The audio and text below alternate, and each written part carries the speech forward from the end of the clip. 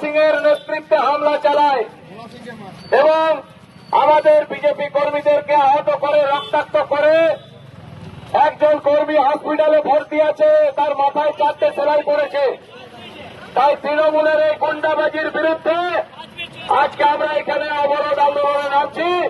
সবাই মিলে গিয়ে রাস্তায় আমরা আন্দোলন শুরু করব। সবাই মিলে চলুন, ভারত মাতা কি। তৃণমূল নেতা ভোলা সিংহ তার অনুসারীরা হঠাৎ এসে বিজেপি কর্মীদের মারধর করে। গুরুতর আহত হয় বিজেপি কর্মী সৌমিক হালদার। এটি আগামী 5 তারিখ কল্যাণেশ্বরী থেকে বিজেপির পরিবর্তন যাত্রা কর্মসূচির প্রস্তুতির অংশ ছিল বলেই অভিযোগ। বিজেপি নেতা অরিজিৎ রায় বলেন, পুলিশকে বারবার জানানো সত্ত্বেও কোনো ব্যবস্থা নেওয়া হয়নি। তিনি নিজে গিয়ে আহত কর্মীকে হাসপাতালে নিয়ে যান। তিনি শালানপুরে বারাবণীর বিধায়কের নেতৃত্বে গুন্ডা রাজ চলছে বলেই দাবি করেছেন। তৃণমূলের জবাব, ভোলা সিংহ অভিযোগ অস্বীকার করে বলেন, শালানপুর ব্লকে বিজেপির দুটি গোষ্ঠী নিজেদের মধ্যে মারপিট করে অশান্তি সৃষ্টি করছে এবং দোষ চাপাচ্ছে তৃণমূলের বিরুদ্ধে কোনো প্রমাণ নেই বলেই দাবি।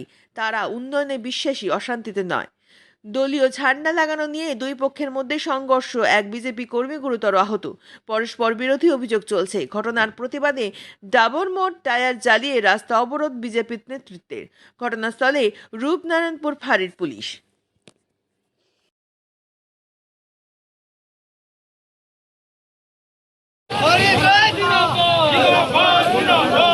বারাবণীর যুব নেতা অরিজিৎ রায় জিন্দাবাদ।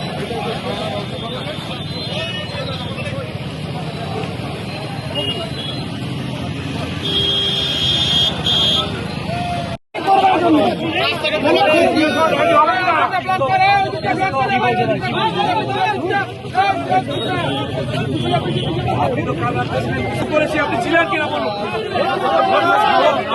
আমি বলছি শুনুন, 4.5 বছর যা করেছেন আর করবেন না। আর 2 বছর এই সরকার থাকবে না।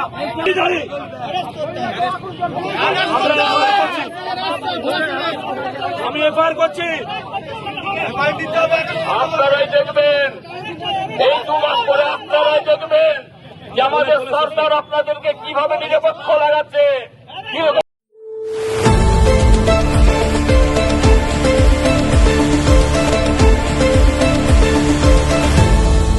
আপনারা দেখছেন এই বেলা বাংলা, শিরোনামে সবার আগে।